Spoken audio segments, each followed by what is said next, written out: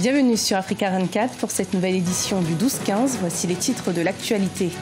Première apparition du chef de l'État zimbabwéen à Harare depuis la prise de contrôle du pays par l'armée. Le président Robert Mugabe, placé en résidence surveillée, refuse de démissionner malgré l'insistance de l'armée et de son propre parti, le ZANU-PF. Le Bénin, secoué par des soupçons de censure, plusieurs fréquences radio auraient été brouillées, une situation dénoncée lors d'une conférence de presse qui s'est déroulée à Cotonou. Et puis au Cameroun, le gouvernement va instaurer une taxe à l'exportation de 5% pour une dizaine de produits agricoles. Un projet qui vise à élargir les recettes fiscales pour l'année budgétaire 2017-2018. Au Zimbabwe, première apparition du président Robert Mugabe depuis la prise de contrôle par l'armée de la capitale. Ce vendredi 17 novembre, le chef de l'État a fait sa première apparition publique à l'occasion d'une cérémonie de remise de diplôme dans la capitale Harare. Robert Mugabe, qui est actuellement placé en résidence surveillée, refuse de démissionner malgré l'insistance de son parti, le ZANU-PF, et de ses anciens partisans qui se disent prêts à engager une procédure de destitution. Écoutons à ce propos l'analyste politique Kerwin Maizo qui évalue l'évolution de la situation. Déjà, coup de force est un coup interne au parti ZANU-PF. Et qui dit parti ZANU-PF qui contrôle le pouvoir, contrôle en même temps l'armée. Donc, ceux qui ont monté ces coups voudraient à tout prix ne pas être pris à l'international comme des gens qui ont violé les droits internationaux en perpétrant un coup d'État. Donc, ils veulent le faire négocier pour que ça puisse être une passation, je vais dire, pacifique du pouvoir et donner l'impression à l'international que leur mouvement était salvateur, leur coup était légitime par rapport au président Mugabe. Ensuite, ils sont conscients d'un fait. Mugabe, c'est un héros de la guerre de l'indépendance au Zimbabwe. Donc, cette icône intouchable, il faut y aller avec lui prudemment pour ne pas blesser certaines susceptibilités en Afrique. Tous ces anciens qui ont été avec Mugabe, qui se sont battus avec lui, ils ont fait de telle sorte que le pouvoir reste au sein de la ZANU-PF.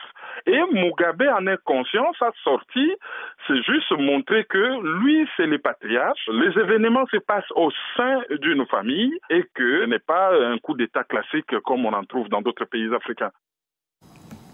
Le Rwanda confirme son statut de pilier de la libre circulation des personnes et des biens. À partir du 1er janvier 2018, il n'y aura plus besoin de visa pour se rendre dans le pays.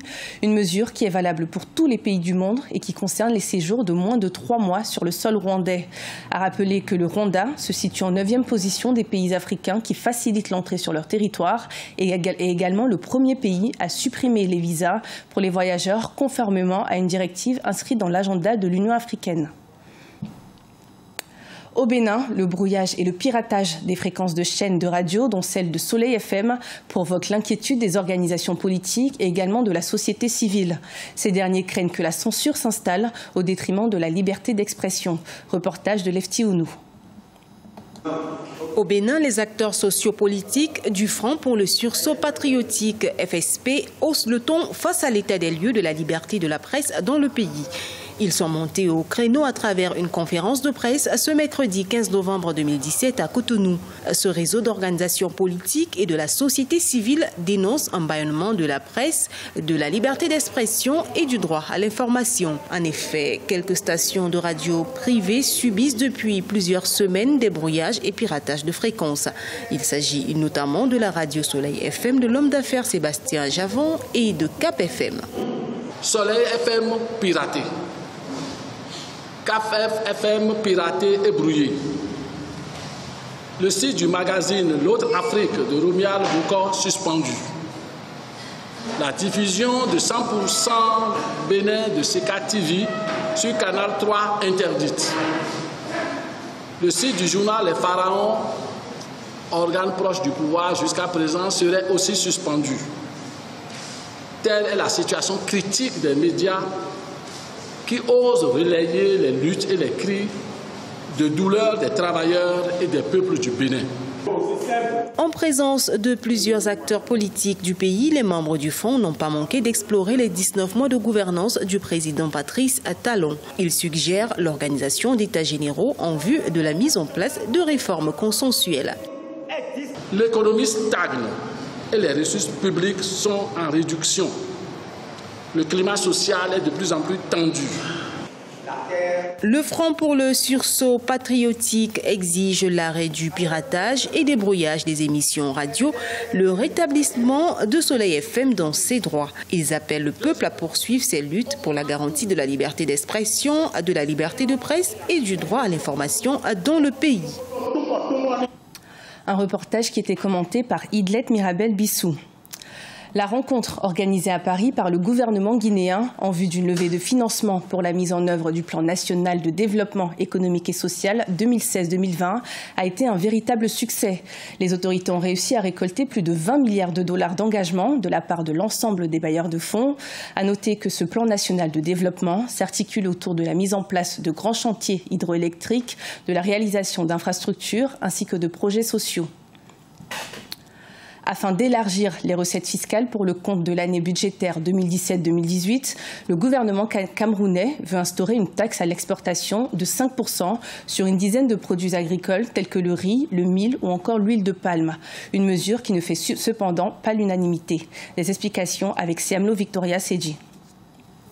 Pour le projet de loi de finances 2018 qui sera soumis au vote du Parlement, le gouvernement camerounais veut instaurer une taxe à l'exportation de 5% sur une dizaine de produits agricoles. Ces produits sont entre autres le riz, l'huile de palme, le piment, la noix de cola, le mil ou encore le poivre. La mesure vise à maximiser la collecte des recettes non pétrolières permettant de compenser le déficit budgétaire dû à la baisse des recettes pétrolières qu'a subi le Cameroun.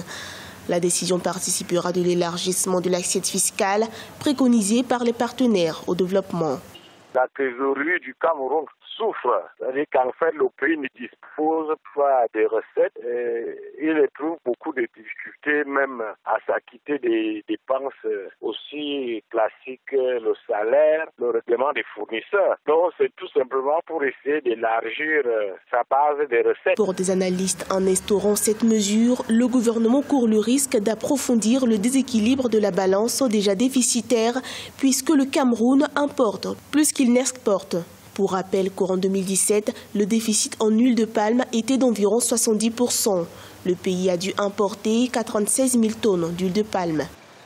C'est une mesure qui risque de déprimer davantage les exportations et donc les recettes extérieures. Ce qu'il fallait tasser sont les importations, pas les exportations. C'est les importations qu'il faut tasser et encourager les exportations. Donc c'est une mauvaise mesure. C'est une mesure qui va plutôt aggraver la situation au lieu de la résoudre. Ces 2 dernières années, le déficit de la balance commerciale a grimpé, passant de 11,1% en 2015 à 11,8% du PIB en 2016.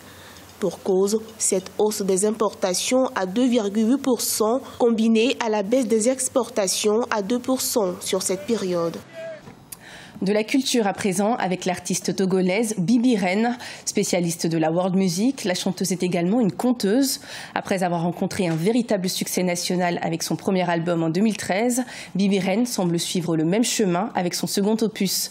Découverte avec Emefa Kofi, notre correspondante au Togo. Bibi Reine en tournage de clip sur un des titres de son deuxième album. Elle fait partie de l'une de ces braves femmes dans l'arène musicale togolaise à valoriser la culture théma. Bibi Reine, de son vrai nom Abi Alpha Bintou, a commencé à chanter dès sa plus tendre enfance et relève le défi de sa carrière musicale qui débute véritablement en 2013 avec la sortie de son premier album Boda, un album à succès composé de 8 titres.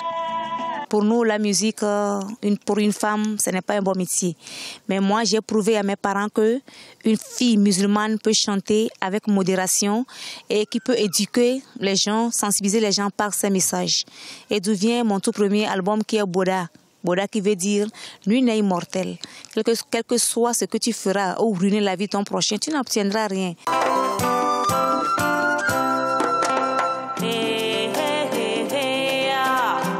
L'artiste togolaise chante l'Afrique comme l'illustre son deuxième opus titré Africa Fond pour inviter les Africains à aimer les richesses du terroir, à prôner la paix, l'amour et l'espérance. Officiellement sorti en décembre 2016, cet album est également composé de 8 titres dont certains ont fait objet de featuring avec plusieurs artistes, à l'instar de la Camerounaise Mimi Paris. Elle veut tout exciter, elle veut que les choses aillent vite, mais ce que j'apprécie chez elle, c'est sa ténacité. à faire du bon travail. Et ça fait déjà 5 ans, ou même plus, que j'ai commencé à travailler avec Bibi. Et je trouve qu'elle a vraiment du potentiel. Dans sa carrière musicale, Bibi Reine est essentiellement encadrée par Joël Azetor, son arrangeur principal, et Carlos Danclou pour la production de clips vidéo.